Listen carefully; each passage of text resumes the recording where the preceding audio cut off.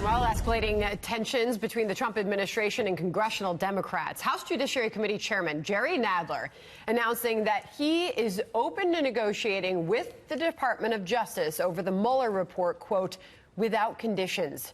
It is time for our headliner, Republican Congressman Doug Collins of Georgia, the ranking member of the House Judiciary Committee. He joins us now. Open to DOJ talks, but won't drop the Barr contempt vote. What are we to make of what is happening here? Congressman, good morning.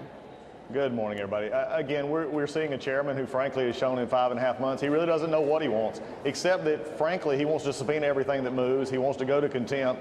And now he's come back after holding someone in contempt. Think about what's happening here. You have a chairman who held somebody in contempt on false grounds, and now he's saying, I'm open to negotiate. He knows he can't win in court. That's what this is all about. Okay, Jerry Nadler, this is quote number 2, guys.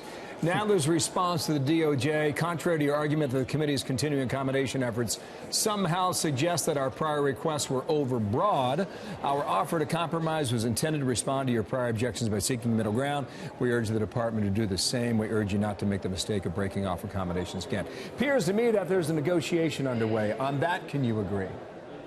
No, not really, because the chairman's not negotiating. He's coming back with the same tired talking points that he said before. He's not having negotiations here because what he is saying is that we want what we want. And to say that there was good faith on his part on this negotiation to start with was when he asked the Attorney General for something that he couldn't do. After we held him in contempt, we had a hearing the next week on executive privilege. The chairman had 3 witnesses. We had 1. All 4 witnesses, our witness and the 3 witnesses of the Democrats, all said that what the chairman asked of Bill Barr was illegal. So how can you have a contempt for making the Attorney General follow the law? This is nothing but a circus. And the chairman, frankly, I'm not sure where he wants to go next, except he's feeding a base that is pushing him. Your Republican colleague in the Senate, John Kennedy, was here to react earlier and made this point. Congressman. Congress has an appropriate oversight role, but you have to have a legitimate legislative purpose. And I think it's clear to most Americans that some of my friends in the House leadership have decided just to be abusive. They've asked the administration for everything but the kitchen sink at the White House, and they may ask for that. I could see you, Congressman, reacting to the senator's words there. Clearly, you're in agreement with what he has to say. But what about Robert Mueller? Are we going to hear from him? Is your committee going to subpoena him? Oh, that would be, that's up to the chairman. I've said this before, and I said it earlier in this interview. This chairman seems to want to interview or to subpoena anything that moves or he thinks makes a headline. But yet he stayed away from Mueller.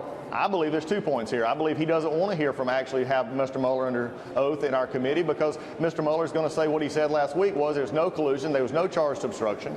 He's actually going to also say I'm not going to comment outside what our report says. But what also I think is Mr. Mueller doesn't want to come because he doesn't want to answer my questions or John Ratcliffe's questions or Jim Jordan's questions about how we got this started, why they only picked out certain parts of the dossier to prove is false, but yet left everything out from basically what we're finding more and more was a baseless accusation to start with. The problem we're seeing here is that this chairman has no idea really what he wants to do except feed a ravenous base.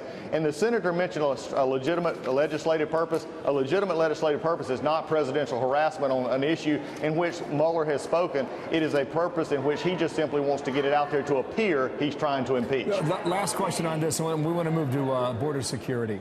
I am told that the Inspector General's report by Michael Horowitz will be made public soon. I don't know how you define soon. Do you have any information on that? I'm hopefully in the next few weeks we're going to see that come out. And again, I think that's another step in this process that, frankly, the Democrats don't want to deal with because this is actually looking at the abuse in the FISA system, which we've actually been talking about for a long time. You say you're hoping, or do you know? We feel like we don't have an exact date, Bill, I think, but I do believe it's sometime in the next few weeks is probably the best I can do. Got to get your take on what is happening with immigration and the efforts on the part of President Trump to stem those coming across our southern border. Obviously, the threat of tariffs is out there, and a big meeting is happening in Washington today, Congressman. It's a shame that the president is having to take action here. It's a shame that the president is having to actually do something to protect our southern border, which right now is at a crisis. I was there just last week, and it was just painful to see what was happening down there. And yet to come back to Washington, D.C., and to see the Democratic colleagues so out of touch with what's going on the southern border. We passed a bill yesterday that gives another green light to the world that says, make it to the U.S. and we'll make sure that you can stay here legally.